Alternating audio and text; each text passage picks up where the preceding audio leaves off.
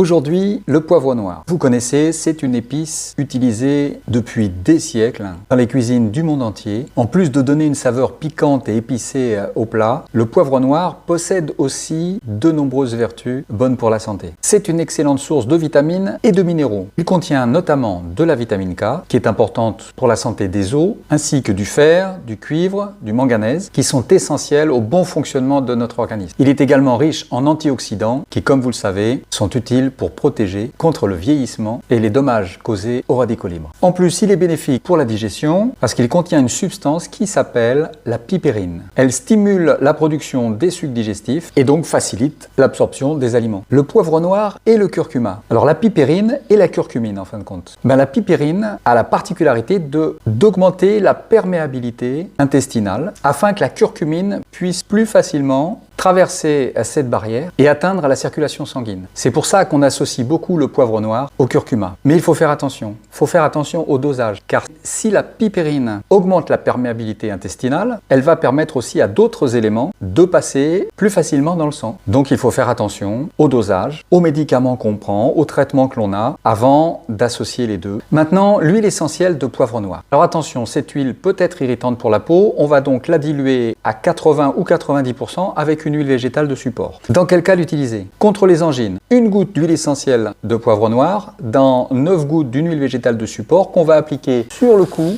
jusqu'à 3 fois par jour. Pour le rhume, les laryngites, on fait la même chose, mais on applique sur le torse. Contre l'arthrite, les rhumatismes, on va diluer une goutte dans 9 gouttes d'huile d'arnica par exemple, et on va aller masser les zones douloureuses jusqu'à 3 fois par jour. Enfin, les caries, les douleurs dentaires, les abcès, alors bien que l'huile essentielle de giroflier soit encore plus efficace, on peut utiliser celle de poivre noir, une goutte directement sur la zone ou autour de la dent jusqu'à 3 fois par jour en attendant d'aller voir le dentiste. Cette huile essentielle de poivre noir est réservée à l'adulte, ça n'est pas pour les femmes enceintes ni allaitantes et elle est aussi cortisone-like, donc on fait attention. Et vous, utilisez-vous l'huile essentielle de poivre noir et dans quelles circonstances? À bientôt!